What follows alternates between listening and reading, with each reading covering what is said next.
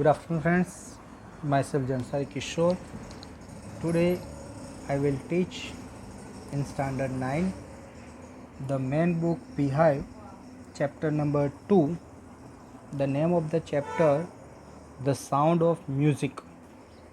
In a last video, I have completed up to 8 point. Now I will go ahead from the 9th point. So see the 9th point. Awards and recognition came thick and fast. बहुत सारे awards और नामना recognition यानी सब लोग उनको जानने लगे. केम थिक एंड फास्ट यानी बहुत ही स्पीड में होने लगा. थोड़े ही टाइम में उन्होंने पूरे वर्ल्ड में जैसे अपना नाम कर दिया. Bismillah Khan became the first Indian to be invited to perform at the prestigious Lincoln Central Hall in the United States of America. तो ये जो बिस्मिल्लाह खान वो पहले ऐसे इंडियन थे कि जिनको यूनाइटेड स्टेट ऑफ अमेरिका ने उनका शहनाई का परफॉर्मेंस देखने के लिए the prestigious Lincoln Center hall में उनको बुलाया गया, इनवाइट किया गया. He also took part in the world exposition in Montreal. उन्होंने जो वर्ल्ड एक्सपोजन था मॉन्ट्रियल में वहाँ पर भी वो गए थे अपना परफॉर्म करने के लिए. In the Cannes art festival, जो फेस्टिवल का नाम था Cannes art festival. And in the Osaka trade fair, ये ओसाका ट्रेड फेयर में भी वो अपना म्यूज़िक प्ले करने के लिए गए थे, यानी अपना परफॉर्मेंस दिखाने के लिए गए थे. So well known did he become internationally, वो इतने फेमस हो गए थे कि पूरे वर्ल्ड में उनकी नामना हो गई थी. That an auditorium in Tehran was named after him, ताहार मॉस्क्यू उस्ताद बिस्मिल्लाह खान. तो उनकी इंटरनेशनली नामना इतनी हो गई थी कि जो तेहरान का जो ऑडिटोरियम है वहाँ पर उसके बाद उसका नाम ताहार मॉस्क्यू उस्ताद बिस्मिल्लाह खान नाम रखा गया. यानी ये जो ऑडिटोरियम था नाम था वो पहले और था, लेकिन उसको चेंज करके वहाँ की जो गवर्नमेंट थी उस टाइम पर उन्होंने ये ताहार मॉस्क्यू उस्ताद बिस्मिल्लाह खान इस तरह से नाम वहाँ पर रख दिया. यानी वो जो एक नाम था वो नाम उन्होंने चेंज करके ये बिस्मिल्लाह खान के नाम से रख दिया. यानी इतनी उनकी नामना हो गई थी. ओके, तो ये जो 9 पॉइंट था मैं क्या पढ़ा कि ये जो बिस्मिल्लाह खान थे वो पूरे वर्ल्ड में बहुत ही फेमस हो गए. बहुत सारे अवार्ड्स और इनाम उनको मिलने लगे. वो थोड़े टाइम में ओनली इंडिया नहीं लेकिन पूरे वर्ल्ड में फेमस हो गए. और सबसे फर्स्ट इंडियन जिसको यूनाइटेड स्टेट ऑफ अमेरिका ने इनवाइट किया था, वो एक फंक्शन था जिसमें था प्रेस्टिजियस लिंकन सेंटर हॉल में उनका परफॉर्म रखा गया और इनको बुलाया गया, उनको इनवाइट किया गया. तो फर्स्ट इंडियन कि जिसको यूनाइटेड स्टेट अमेरिका ने इनवाइट किया था तो वो थे बिस्मिल्लाह खान. उन्होंने उसके बाद अलग अलग जैसे वर्ल्ड एक्सपोजन था इन मॉन्ट्रियल वहाँ पर, फिर कैनस आर्ट फेस्टिवल जो कहाँ था ओसाका में दूसरा ट्रेड फेयर था वहाँ पर भी उन्होंने पार्टिसिपेट हुए. यानी वो इंटरनेशनली उतने फेमस हो गए कि ये जो तेहरान था तो वहाँ पर एक जो नाम है मॉस्क्यू जिसका नाम लिखा था तहर मॉस्क्यू, तो उसके बाद उन्हें तहर मॉस्क्यू उस्ताद बिस्मिल्लाह खान इस तरह से नाम रख दिया. यानी पूरा नाम क्या कर दिया उन्होंने चेंज कर दिया. किसकी वजह से? कि बिस्मिल्लाह खान की वजह से. ओके, तो इतनी सारी उन्होंने इंटरनेशनली नामना हासिल की. नेक्स्ट है 10 point. National award like Padmashri, Padma Bhushan and the Padma Vibhushan were offered on him. तो उनको बहुत सारे नेशनल अवार्ड्स मिले तो यहाँ पर उनके नाम देखिए कौन कौन से मिले। तो पहले मिला पद्मश्री, तो उसके बाद पद्म भूषण और उसके बाद पद्म विभूषण। ये सब अवार्ड्स उनको मिले, यानी उन्होंने इंडिया में जहाँ पर उनका जन्म हुआ था वहाँ पर भी बहुत सारे अवार्ड उन्होंने, ये जो यहाँ के इंडिया के जो फेमस अवार्ड्स है वो सब उन्होंने यहाँ पर अचीव किए। ओके, जिसका नाम यहाँ पर दिया है कि पद्मश्री भी ले लिया, पद्म भूषण, पद्म विभूषण और दूसरा आगे दिया था भारत रत्न। यानी इंडिया के जितने भी बड़े बड़े जो अवार्ड्स थे कि जनरली कोई एक इंसान को कभी ये सब मिल सकते नहीं थे, लेकिन वो सब अवार्ड्स उन्होंने हासिल कर दिए थे।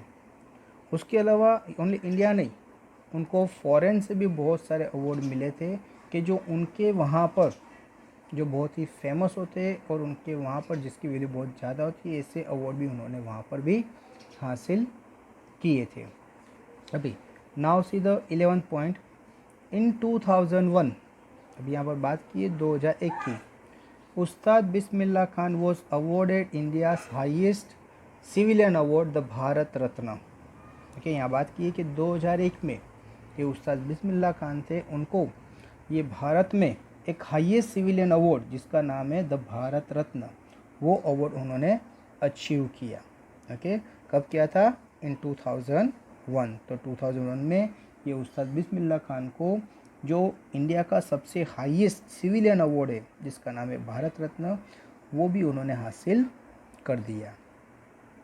With the coveted award resting on his chest and his eyes glinting with rare happiness, he said, all I would like to say is, teach your children music. This is a Hindustan's richest tradition. Even the West is now coming to learn our music. ये जो award उन्होंने receive किया भारत रत्न, उस time पर उनको एक speech बोलने की थी, तब उन्होंने कहा सब लोगों को बहुत ही खुशी होकर कि all I would like to say, मैं आपको बस एक ही चीज़ बताना चाहता हूँ कि टीच योर चिल्ड्रन म्यूज़िक। यानी हर एक जो इंडियन फैमिली है हर एक को उन्होंने कहा कि आप अपने बच्चों को क्या करो, म्यूज़िक सिखाओ। Okay, in this Hindustan richest tradition, क्योंकि ये जो म्यूज़िक है वो हिंदुस्तान की एक रिचेस्ट ट्रेडिशन है, ट्रेडिशन यानी परंपरा। ओके, तो ये जो म्यूज़िक है इसका उद्भव, उसका स्टार्टिंग कहाँ हुआ है? इंडिया में हुआ था। तो उन्होंने कहा कि हमें ये जो परंपरा है, जो ट्रेडिशन, उसको कायम रखना है, तो आप अपने बच्चों को क्या करो, म्यूज़िक सिखाओ। फिर बोला कि even the west is now coming to learn our music. West यानी वेस्टर्न कंट्रीज़। तो इंडिया का तो ये क्या है, इंडिया में तो उसका जन्म ही हुआ है ये सब म्यूज़िक का। ओके, तो ये जो म्यूज़िक है अभी बोले जो पश्चिमी यानी वेस्टर्न साइड जो कंट्रीज़ है वो लोग भी ये म्यूज़िक को सीखना चाहते हैं और वो लोग सीखते भी हैं।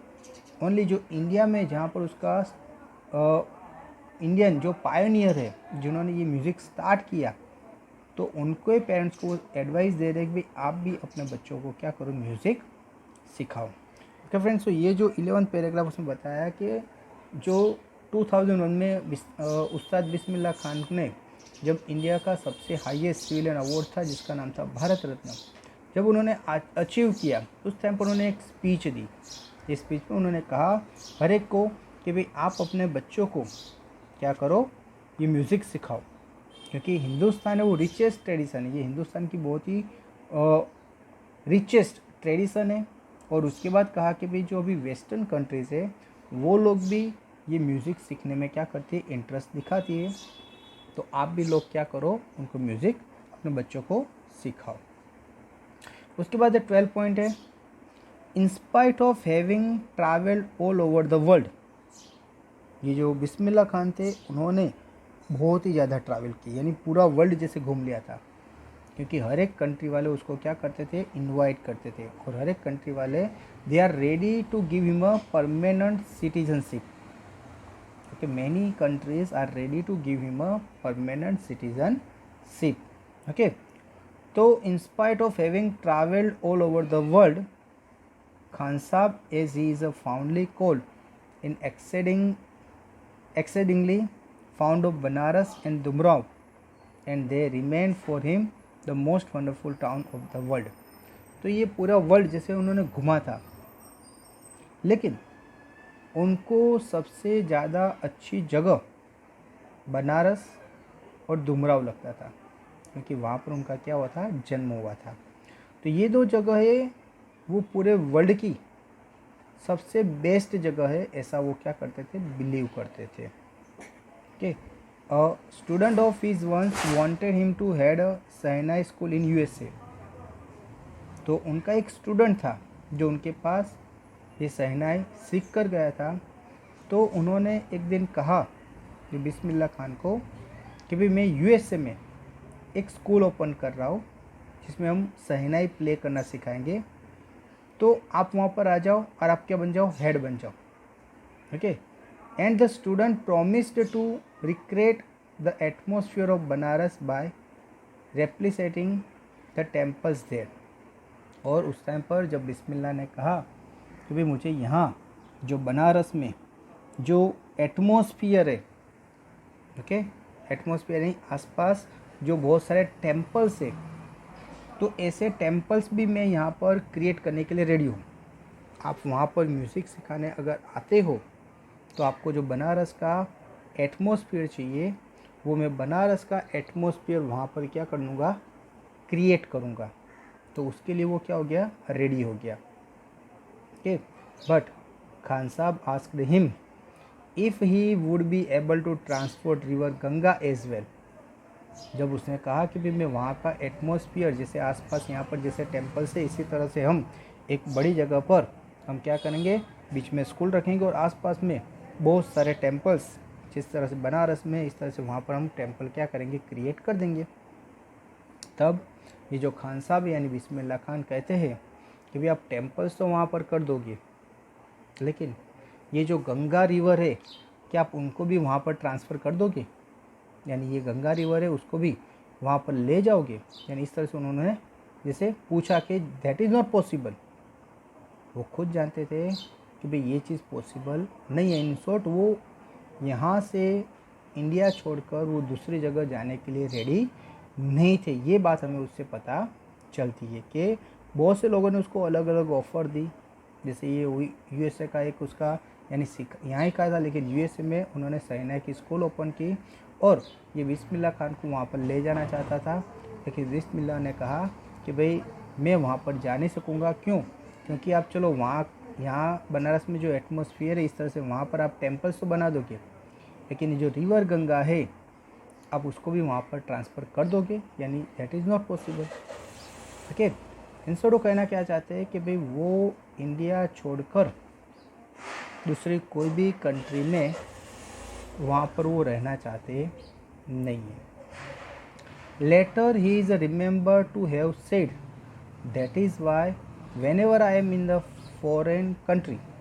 इसीलिए उन्होंने कहा एक बार कि जब भी मैं फॉरेन कंट्री में होता हूँ, I keep yearning to be see Hindustan. तो मेरा ऑलवेज़ ये ध्यान रहता है कि मैं वापस कब हिंदुस्तान जाऊँ। यानी जब भी वो फॉरेन में होते हैं, क्योंकि मैंने बोला कि वो फॉरेन में अलग अलग लोगों को इनवाइट करते थे और वहाँ पर वो क्या करते थे, ये जो सहनाई है वो प्ले करते थे। तो इसलिए बता रहे कि जब भी मैं हिंदुस्तान से बाहर होता, कोई फॉरेन कंट्री में होता, तो मेरा पूरा दिन मैं ये सोचता कि मैं हिंदुस्तान को कब देखूँगा, कब देखूँगा, दैट मीन्स मैं हिंदुस्तान वापस कब जाऊँगा। ओके, यानी उनका टारगेट हिंदुस्तान वापस जाने का रहता था।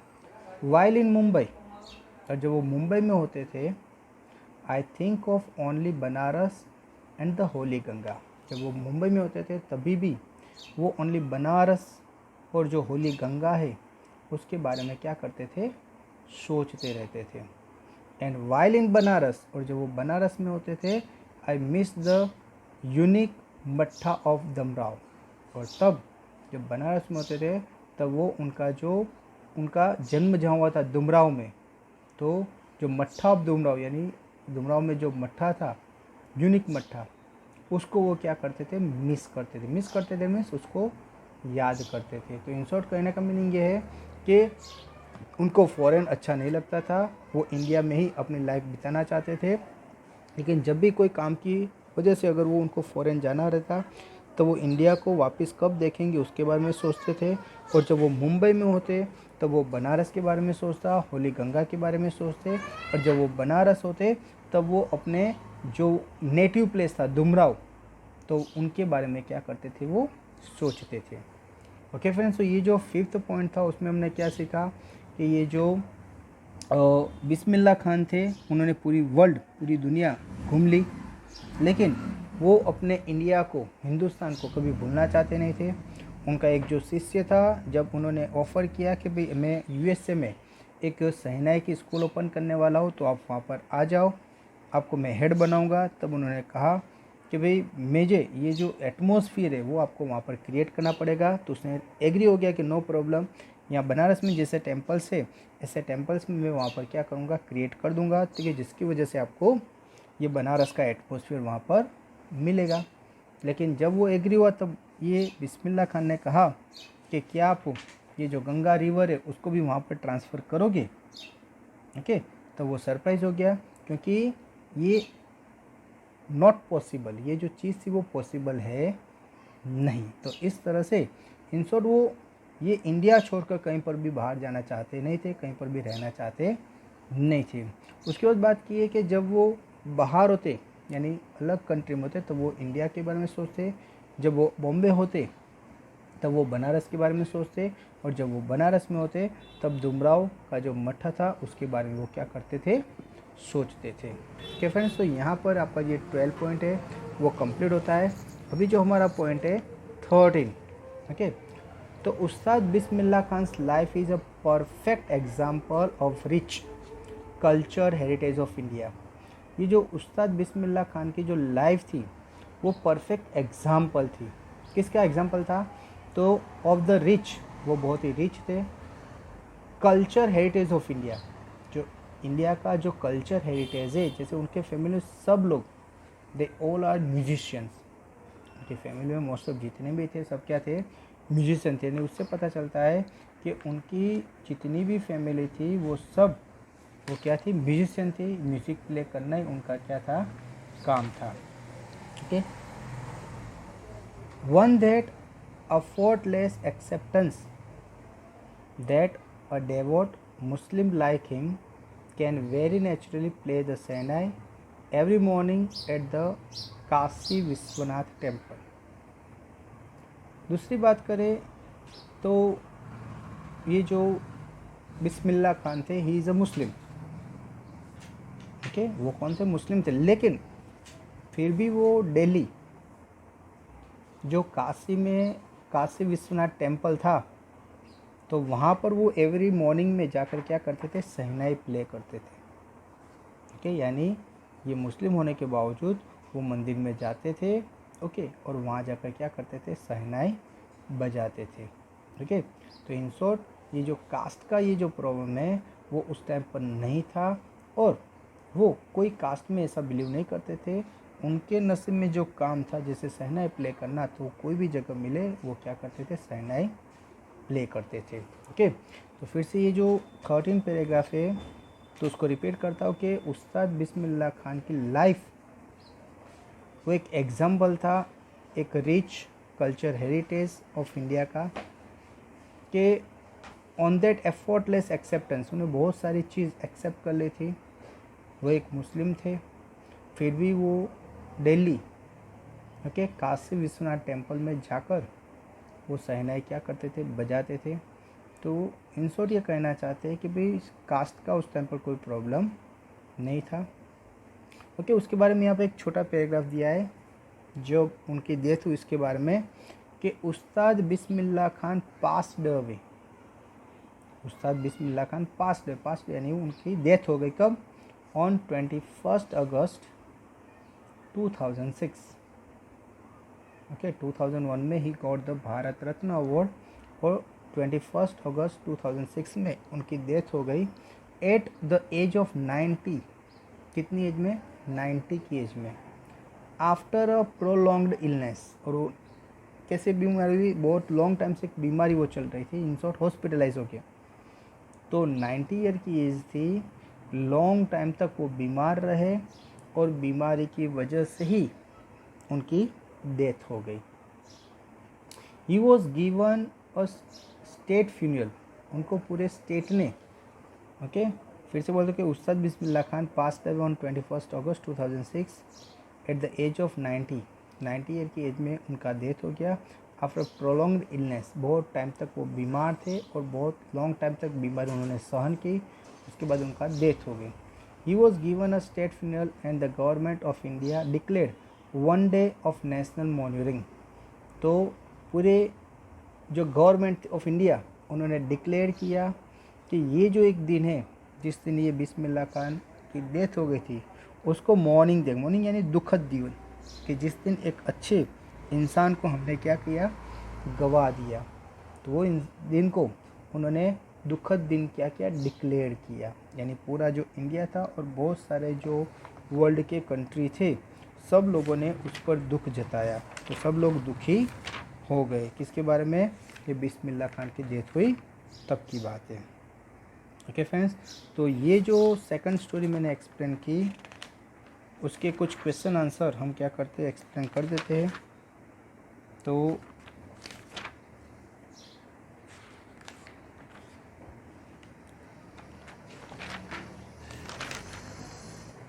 फर्स्ट क्वेश्चन,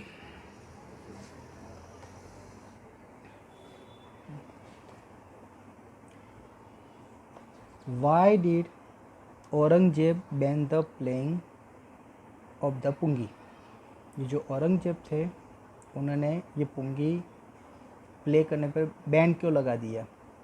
तो emperor Aurangzeb ban the playing of the pungi in the royal residence for it had the shrill unpleasant sound. तो ये जो औरंगजेब थे, उन्होंने रॉयल रेसिडेंस में ये पुंगी को प्ले करने पर बैंड लगा दिया।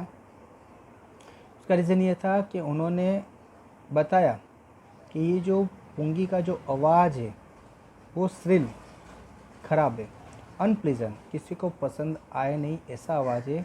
It become the generic name of the raided noise maker, उसको एक नॉइज़ मेकर की तरह काउंट किया गया कि जिसको कोई पसंद करता नहीं है। इसकी वजह से उन्होंने पुंगी पर बैंड लगा दी। Now next question, how is a shehnai different from a pungi. ये जो शहनाई थी वो पुंगी से किस तरह से डिफरेंट थी। तो shehnai is a pipe with a natural hollow. ये जो शहनाई थी एक पाइप थी जिसमें नेचुरल होलो थे, stem that is longer and broader than the pungi. ये एक नेचुरल होलो वाली जिसमें पोलन होती है, जिसको हम क्या बोलते हैं, बेम्बू स्टिक। तो ऐसे ही एक बेम्बू की लॉन्ग लकड़ी जो बहुत ही लंबी भी होती है और ब्रॉडर, किससे, बेटर पुंगी, यानी पुंगी जो थी उससे वो लंबी और ब्रॉडर थी। It has 7 holes on its body, उसकी बॉडी पे 7 होल किए गए। व्हेन इट इज़ प्लेड, जब उसको ये प्ले करते, the closing and opening of the some of the holes produced soft and melodious sound. तो उसको बारी बारी कोई होल क्या करते, बंद करते, ओपन करते, और उसमें से जैसे वो प्ले करते उस टाइम पर हवा अगर जाने देते तो अलग अलग होल बंद और चालू करने से अलग अलग साउंड उसमें से क्या होता था, क्रिएट होता था। ओके, तो उसको क्या बोलते हैं, shehnai. Okay, now see the next question, where was the shehnai played traditionally, how did Bismillah Khan change this. तो शहनाई पहले ट्रेडिशनली कहाँ बजाई जाती थी, बिस्मिल्लाह खान ने क्या चेंजेस किया उसमें। तो traditionally the shehnai was part of the traditional ensemble of 9 instrument found royal courts. तो जो रॉयल कोर्ट में 9 इंस्ट्रूमेंट होता था उनमें उसका काउंटिंग होता था। It was used only in temples and wedding, वो खास करके टेम्पल्स में और वेडिंग्स जब होता था, किसी की शादी होती उस टाइम पर ये शहनाई का यूज़ होता था। However Ustad Bismillah Khan brought in the change by bringing it on to the classical stage. लेकिन जो उस्ताद बिस्मिल्लाह खान थे उन्होंने उसमें चेंजेस किया और ये जो शहनाई पहले ओनली टेम्पल में और वेडिंग में प्ले होती थी, वही शहनाई को उन्होंने क्लासिकल स्टेज पर ला दिया। ओके, वो शहनाई को उन्होंने क्या किया, क्लासिकल स्टेज पर वो ले गए। ओके, चलो next, when and how did Bismillah Khan get his big break. तो बिस्मिल्लाह खान को कब और कैसे एक ब्रेक मिली, यानी एक शुरुआत कैसे मिली। ओके, तो Bismillah Khan had accompanied his uncle to Allahabad music conference at the age of 14। तो बिस्मिल्लाह खान जब वो 14 ईयर के थे तब अपने अंकल के साथ वो एक इलाहाबाद म्यूज़िक कॉन्फ्रेंस था, उसमें गए। At the end of his recital, जब उसने ये प्ले किया उसके बाद Ustad Faiyaz Khan patted his back and told him to work hard and he shall make it big in life. तब ये जो उस्ताद फैयज़ खान थे, उस टाइम बहुत ही फेमस इंसान थे, उन्होंने ये बिस्मिल्लाह खान की पीठ पर उसको क्या क्या पैट यानी शाबाशी दी और कहा कि भाई हार्ड वर्क करो, एक दिन आप बड़ा नाम करोगे, इन शॉर्ट पूरे वर्ल्ड में आप क्या होगे, फेमस होगे। इस तरह से उनको ब्लेसिंग दिया।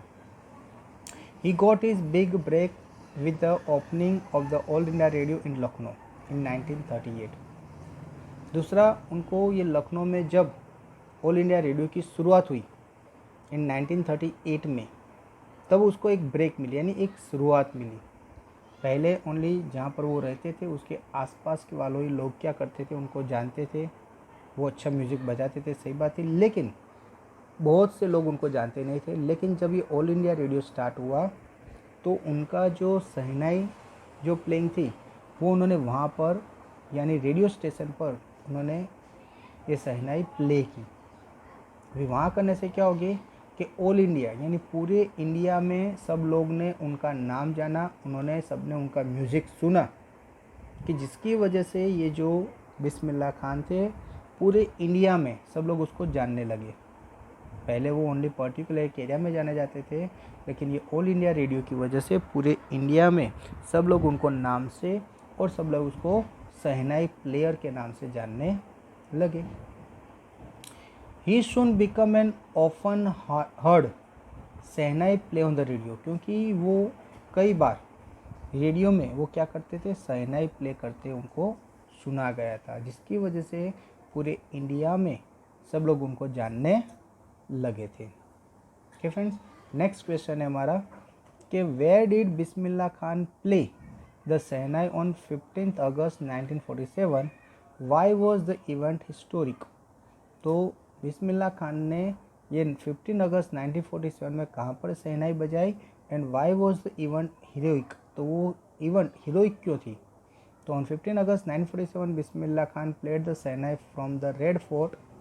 तो ये 15 अगस्त 1947 में ये जो बिस्मिल्लाह खान थे उन्होंने रेड फोर्ट पर यानी जो लाल किला है वहाँ पर शहनाई क्या की, प्ले की, वहाँ पर शहनाई बजाई। क्यों कि it was a historical day as Indian gain independence on the day, क्योंकि एक हिस्टोरिकल डे था, उस टाइम पर इंडिया ने इंडिपेंडेंस हासिल की थी।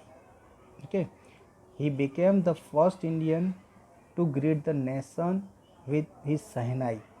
तो ये पहला ऐसा इंसान था जिसने अपनी शहनाई बजाकर इंडिया को ग्रीट किया था।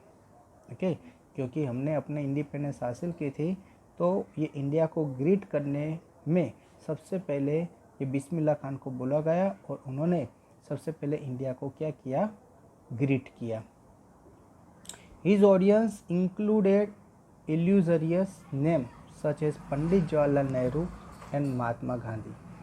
तो उनके जो ऑडियंस थे, ओके, इंक्लूडेड इल्यूजरियस, तो उसमें ऑडियंस में कौन कौन थे, बहुत ही फेमस इंसान, जैसे हम बात की पंडित जवाहरलाल नेहरू भी थे एंड महात्मा गांधी।